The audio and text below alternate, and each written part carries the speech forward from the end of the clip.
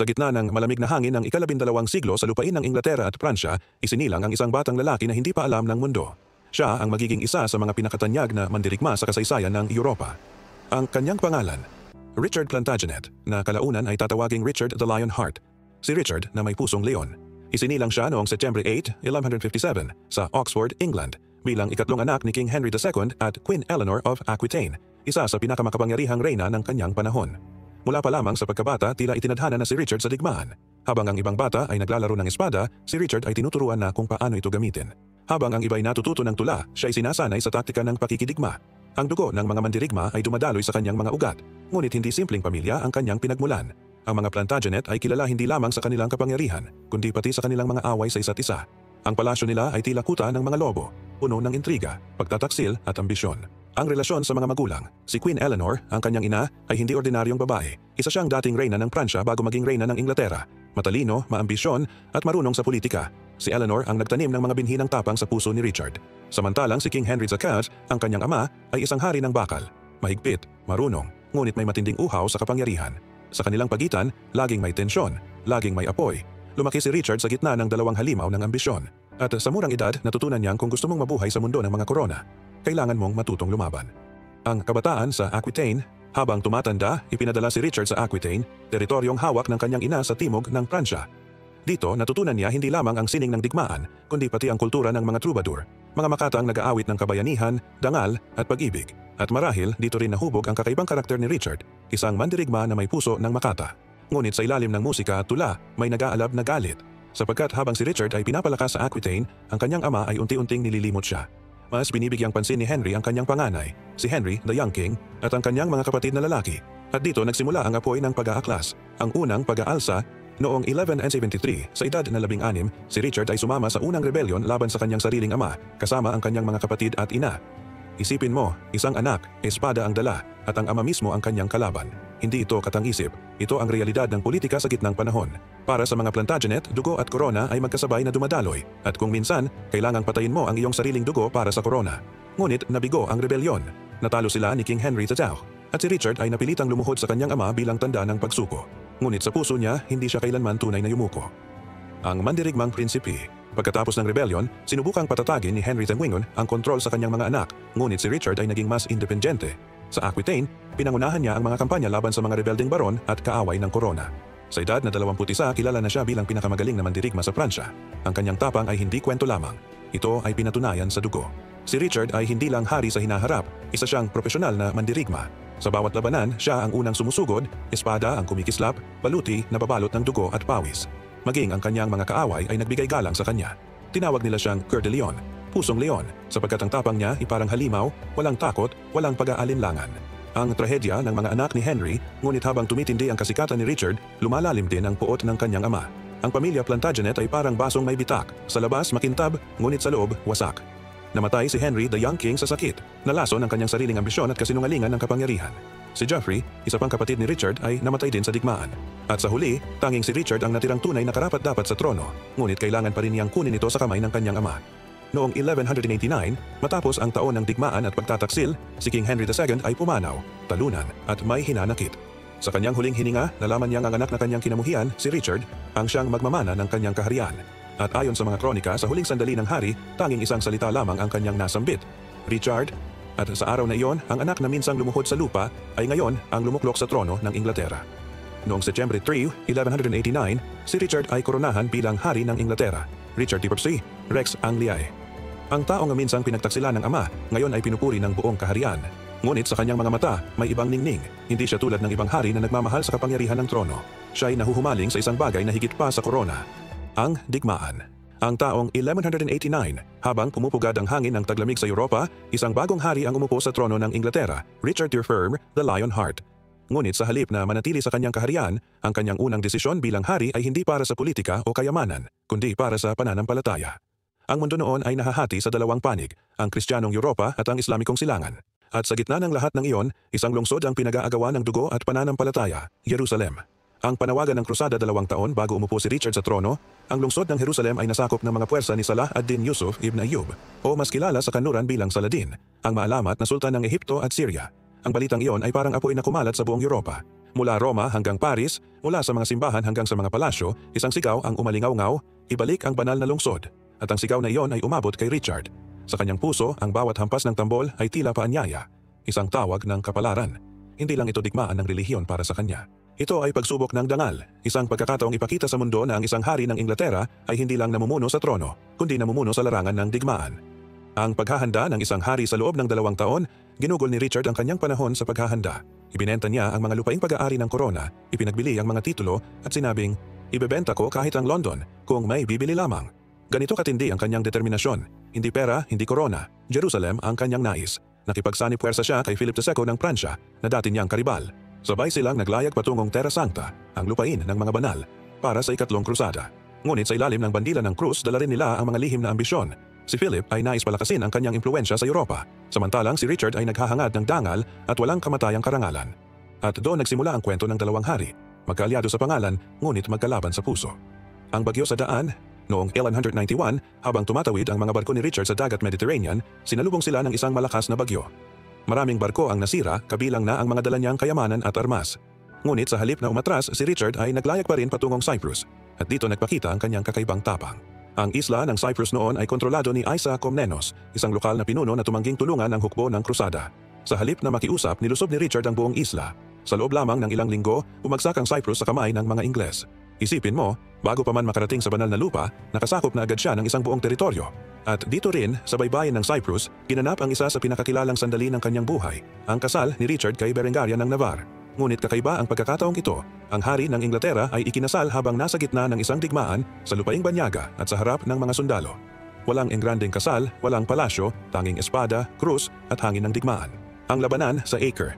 Pagdating ni Richard sa lupain ng mga banal, sumama siya sa mga hukbo ng krusada na nagsusubok sakupin muli ang lungsod ng Acre. Ang labanan ay matindi, mahigit 2 taon nang nagaganap bago pa siya dumating. Ngunit nang dumating ang Lionheart, nagbago ang ihip ng hangin. Ginamit niya ang taktika, disiplina at takot bilang sandata. Ang kanyang mga sundalo ay may mataas na moral, sapagkat alam nilang ang kanilang hari ay lumalaban sa unahan. Hindi siya nagtatago sa likod ng kanyang mga kawal. Sa bawat pag-atake si Richard ay sumasakay sa kabayo, espada ay kumikislap, at ang kanyang sigaw ay umaalingaw-ngaw sa buong lungsod. Sa loob ng ilang linggo, bumagsak ang Acre, at dito nagsimulang bumuo ng alamat ang pangalang Lionheart. Ngunit ang tagumpay ay may kabayaran. Nang tumanggi ang mga Muslim na ibigay ang mga bihag bilang bahagi ng kasunduan, nagdesisyon si Richard, malamig, mabilis, at marahas. Libu-libong bihag ang pinugutan ng ulo. Ang kanyang mga kaalyado ay natakot, ngunit ang kanyang mga sundalo sumigaw ng papuri. Sapagkat sa kanilang paningin, ang kanilang hari ay walang takot, walang awa at walang pag-aalinlangan. Isang tunay na pusong leon. Ang labanan sa Arsuf. Pagkatapos ng tagumpay sa Acre, nagpatuloy ang hukbo ni Richard patungong Jerusalem. Ngunit sa daan, sinalubong sila ng isa sa pinakamatinding laban ng krusada, ang labanan sa Arsuf. Sa kabilang panig, ang dakilang mandirigma na si Saladin. Matalino, mapayapa sa ugali, ngunit matindi sa laban. Kung si Richard ay leon, si Saladin naman ay agila, matalas, tahimik at marunong maghintay ng tamang sandali. Sa init ng desyerto, nagtagpo ang dalawang alamat. Tumagal ng ilang oras ang labanan. Ang mga sibat ay parang ulan. Ang mga kabayo ay tila lindol sa lupa. Ngunit sa dulo, si Richard ang nagwagi.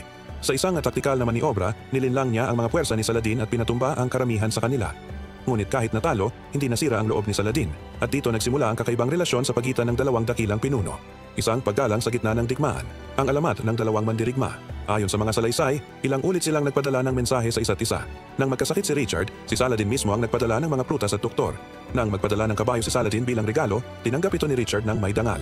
Sa kabila ng pagdanak ng dugo, may kakaibang ugnayan silang dalawa. Parang dalawang hari na parehong nauunawaan ang bigat ng kapalaran. Dalawang kaluluwang ipinanganak para sa digmaan, ngunit parehong may karangalan. Ang kanilang kwento ay naging alamat, hindi lamang ng paglalaban, kundi ng mutual respect sa pagitan ng dalawang mundo. Ang pagkabigo sa Jerusalem, matapos ang maraming labanan, nakarating si Richard sa hangganan ng Jerusalem. Nasilayan niya ang lungsod mula sa malayo, ang mga tore, ang pader, ang banal na lupa. Ngunit hindi siya kailanman pumasok. Bakit? Dahil alam niyang hindi niya ito kayang panatilihin. Ang kanyang hukbo ay pagod, ang mga kakampi ay nag-aaway, at ang Europa ay muling nagkakagulo. Kaya sa halip na pilitin, pinili niyang makipagkasundo. Noong 1192, nilagda nila ni Saladin ang isang kasunduan ng kapayapaan. Ang mga Kristiyanong peregrino ay maaaring bumisita sa Jerusalem ng malaya, ngunit mananatili ang lungsod sa ilalim ng pamumuno ni Saladin. Walang krus sa tore, walang bandila ng Inglaterra sa pader, ngunit may kapayapaan. At sa loob ng kasaysayan, iyon marahil ang pinakamalaking tagumpay ni Richard, ang pagpili ng dangal kaysa labis na ambisyon. Ang pag-uwi ng hari ngunit ang pag-uwi ay hindi madali. Sa kanyang pagbabalik sa Europa, nahuli siya sa Austria ng kanyang dating kaaway, si Leopold Mericourt, at ibinenta sa Emperor Henry II ng Holy Roman Empire. Ang hari ng Inglaterra, ang mandirigmang kinatatakutan ng silangan, ay ginawang bilanggo, isang hari na nakatanikala, ngunit ang kanyang bayan ay hindi siya nakalimutan. Ang Inglaterra ay nagambag ng napakalaking halaga para sa kanyang ransom. 150,000 marks, isang halagang halos katumbas ng taunang kita ng buong kaharian. At nang siya'y makalaya, isang sigaw ang pumuno sa daungan ng Inglaterra. Ang ating leon ay nagbalik. Ngunit ang taong bumalik ay hindi na ang parehong Richard. Ang dating mandirigma ay pagod, sugatan at malungkot. Hindi na niya kailanman muling nasilayan ng Jerusalem. Background fades to solemn choir. Ang natitirang mga tao ni Richard ay ginugol sa pakikidigma muli sa Pransya, laban kay Philip II.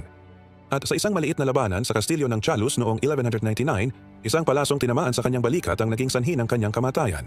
Isang hari na nabuhay sa espada at namatay rin dahil dito. Ang pamanang iniwan ng isang leon si Richard de Lionheart ay isang alamat, ngunit isang komplikadong alamat. Para sa ilan, siya ay simbolo ng tapang, ng kabalyerismo, ng walang takot na paninindigan. Ngunit para sa iba, siya ay simbolo rin ng pagdanak ng dugo, ng pag-aaksaya ng buhay para sa ideolohiya. Gayunman, walang tudang ang kanyang pangalan ay nakaukit sa kasaysayan. Sa bawat salaysay ng krusada, sa bawat kwento ng kabalyero, ang pangalan ni Richard ay laging inuulit. Ang hari na may pusong leon, ang hari na lumaban hindi lamang para sa lupa, kundi para sa karangalan. Ang kamatayan ng isang leon noong April 6, 1199, habang nilulusob niya ang isang maliit na kuta sa Chalus sa Pransya, tinamaan siya ng palaso sa balikat. Isang simpleng sugat lamang sa una, ngunit kalaunan ay nagka-impeksyon. At doon, sa isang malamig na silid, ang hari ng Inglaterra, ang mandirigmang tinatawag na Lionheart, ay dahan-dahang bumigay. Ang mga huling araw niya ay tahimik. Ayon sa ilang saksi, pinatawad niya ang mamamana na nakatama sa kanya bago siya tuluyang pumikit. Mamamatay ako bilang isang hari, ang huli niyang mga salita, ayon sa alamat. Walang maririnig na sigaw, walang trompeta, tanging katahimikan. Isang katahimikang hindi niya nakilala sa buong buhay niya. Ang kanyang puso ay inilibing sa Rouen, sa Pransya, ang kanyang katawan sa Fontevraud Abbey, sa tabi ng kanyang ama, at ang kanyang utak, wika nga ng mga Makata, ay naiwan sa kasaysayan.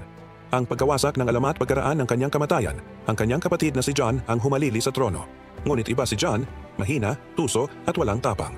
At doon nakita ng mga tao kung gaano kalayo ang pagitan ng Lionheart at ng karaniwang hari. Ngunit habang lumilipas ang mga taon, nagsimulang mabago ang tingin ng mga tao kay Richard. Ang mga tula at kanta ng mga troubadour ay ginawang alamat ang kanyang pangalan. Sa bawat salaysay ng kabalyerismo, siya ang huwaran, ang hari na marangal, ang mandirigmang tapat, ang simbolo ng Kristiyanong dangal. Ngunit tanong ng mga modernong historiador, totoo ba ito? O katang-isip ng mga Makata at pari na gustong ipakita sa mundo ang huwarang banal na hari? Ang katotohanan ay marahil nasa gitna. Si Richard ay hindi santo, ngunit hindi rin siya halimaw. Siya ay tao, may tapang, may kasalanan, may puso. At iyon marahil ang dahilan kung bakit hanggang ngayon, buhay pa rin ang kanyang pangalan. Ang pusong leon sa panahon ng kasinungalingan, kung iisipin, si Richard ay nabuhay sa panahong ang dangal ay mas mahalaga kaysa buhay. Ngunit sa ating panahon ngayon, sa gitna ng ingay ng social media, ng mga pekeng bayani at politikong nagtatago sa likod ng imahe, ang kwento ni Richard de Lionheart ay parang salamin. Ipinapaalala niya na ang tunay na lakas ay hindi sa korona o sa titulo, kundi sa paninindigan. Na minsan, mas marangal ang matalo ng may dangal kaysa manalo sa kasinungalingan, at na kahit puno ng kapintasan, ang taong may tapang na harapin ang sariling anino ay maituturing na tunay na hari. Ang walang hanggang simbolo ng tapang ngayon, mahigit 800 taon na ang lumipas, ngunit ang pangalan ni Richard de Lionheart ay patuloy pa ring naririnig sa mga pelikula, nobela, awit at kwento ng kabalyero. Maging si Robin Hood, ayon sa alamat, ay lumaban para sa kanyang pangalan habang siya ay nasa krusada. Ang imahe ni Richard, ang espada, ang leon sa kanyang kalasag, ay naging simbolo ng Inglaterra mismo. Sa bawat sandaling kailangan ng bayan ng tapang, ang mga Ingles ay bumabalik sa imahe ng Lionheart. Ang hari na hindi natakot lumaban, kahit palaban sa kapalaran. At sa huli, ito ang naiwan sa atin ni Richard. Hindi niya naibalik ang Jerusalem. Hindi niya napalakas ang Inglaterra. Ngunit naipakita niya sa mundo ang kapangyarihan ng tapang, dangal, at paninindigan. Ang alamat ng Lionheart ay hindi kwento ng perpektong bayani, kundi kwento ng taong marupok ngunit hindi sumuko. Isang taong nabuhay ayon sa kanyang paniniwala kahit pa ang halaga nito ay ang kanyang buhay. Mas mabuting mamatay sa digmaan kaysa mabuhay ng walang layunin. Yan ang paniniwala ni Richard de Lionheart. At siguro, yan din ang dahilan kung bakit hanggang ngayon, ang kanyang pangalan ay patuloy na umaalingaw-ngaw. Hindi lang bilang hari ng Inglaterra kundi bilang hari ng tapang. Ang laban sa Acre. Matapos ang mahabang pagkubkob, nakuha ni Richard ang Acre, isa sa pinakamahalagang lungsod ng mga Muslim sa baybayin. Ngunit ang tagumpay ay sinamahan ng dugo. Libu-libong bilanggo ang kinuha at nang hindi tumupad sa kasunduan si Saladin, ipinasya ni Richard ang isang mabigat na utos. Execute them all. Isang eksenang gumimbal maging ang mga kabalyero. Sa iisang araw, pinatay ang higit 2,000 bihag. Para sa ilan, iyon ay taktikal na desisyon, isang mensahe ng paninindigan. Ngunit para sa iba, iyon ay isang mansa sa dangal ng isang hari. Sa kasaysayan, nanatiling madilim na bahid ito sa kanyang pangalan, ngunit sa panahon ni Richard, ito ay tiningnan bilang pagpapakita ng matigas na pamumuno. Walang puwang sa kahinaan sa harap ng mga kalaban ng pananampalataya. Ang labanan sa Arsuf. Kasunod ng Acre, nagtagpo ang hukbo ni Richard at ni Saladin sa Arsuf. Isa itong tagpo ng dalawang alamat, ang Kristiyanong hari na sinasabing may puso ng leon at ang Muslim na sultan na kinikilala sa kanyang karunungan at dangal.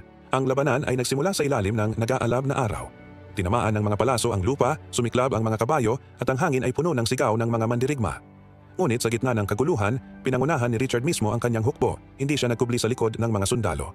Sa katunayan, makailang ulit siyang sumugod sa harapan, tila ba ang kanyang buhay ay walang halaga kung hindi ito iniaalay sa tagumpay. Nang matapos ang labanan, natalo si Saladin sa Arsuf. Ngunit ang kanilang paggalang sa isa't isa ay nanatiling buo. Isang kawal ni Saladin ang minsang nagsabi, "Kung hindi siya Kristiyano, marahil ay itinuring namin siyang isa sa amin." Ang kasunduan sa Jerusalem. Ngunit hindi natupad ni Richard ang layunin ng krusada, ang mabawi ang Jerusalem. Sa kabila ng maraming tagumpay, nauwi ang lahat sa isang kasunduan sa pagitan nila ni Saladin. Ang mga Kristiyanong peregrino ay malayang makapupunta sa banal na lungsod, ngunit mananatili ito sa kamay ng mga Muslim. Ito'y isang kompromiso na sinalubong ng halo-halong damdamin, may mga sumuporta at may mga nag-akusa ng pagiging mahina. Ngunit sa mata ng kasaysayan, ito ay isa sa mga pinakamakataong hakbang ni Richard. Sa halip na magpatuloy sa walang katapusang patayan, pinili niyang wakasan ang digmaan ng may dangal at katuwiran. Better peace with honor than victory drowned in blood. Ani Richard habang siya'y nakasakay sa kanyang kabayong puti, nakatingin sa malayong lungsod ng Jerusalem na hindi niya kailanman muling masasakop. Ang pag-urong. Noong 1192, nagsimula ang pagbabalik ni Richard patungong Inglaterra.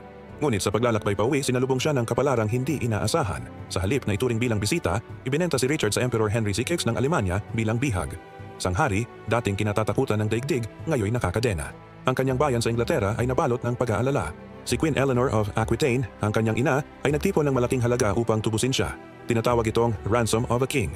Halos winasak ng pagbubuwis at pagsasakripisyo ang kaharian, ngunit nagtagumpay silang makuha muli ang kanilang hari. Ang kahariang iniwan pagbalik ni Richard sa Inglaterra, hindi niya nakita ang kapayapaan. Ang kanyang kapatid na si Prince John ay nagtangkang agawin ang trono sa kanyang pagkawala. Ngunit sa halip na gumanti ng buong puwersa, pinili ni Richard ang isang marangal na paraan. Pinatawad niya si John at tinawag itong muli bilang kapatid at tagapagmana. Ngunit sa kabila ng kanyang pagbabalik, kakaiba na ang lahat. Ang isang hari na minsang tinuring na alamat ay napagod na rin. Hindi siya tumigil sa laban, ngunit unti-unti na ring nababawasan ang kanyang sigla, hanggang sa muli siyang tumungo sa France upang ipagtanggol ang kanyang mga teritoryo. Doon, sa gitna ng isa pang pagkupkob, tinamaan siya ng palaso, hindi ng isang kawal, kundi ng isang batang tagapagtanggol ng kuta. Ang sugat ay nagkasakit, at makalipas ang ilang araw, pumanaw si Richard the Lionheart noong April 6, 1199. Epilogo, ang alon ng alalang hindi namamatay sa huling sandali ng kanyang buhay, pinatawad ni Richard ang batang bumaril sa kanya. Isang senyales ng kanyang pagiging tao sa kabila ng lahat ng dugo na dumanak. At sa kanyang kamatayan, sumibol ang alamat. Ang kanyang katawan ay inilibing sa Fontevraud Abbey sa France, ngunit ang kanyang puso, literal na kanyang puso, ay inilibing sa ruin, bilang simbolo ng kanyang katapangan. Hanggang ngayon, siya ay nananatiling isa sa mga pinakatanyag na hari ng Europa, isang hari na minahal ng kasaysayan, kinamuhian ng ilan, ngunit higit sa lahat, iginagalang ng mundo bilang simbolo ng tapang at dangal. He lived as a lion, fought as a lion, and died as a man.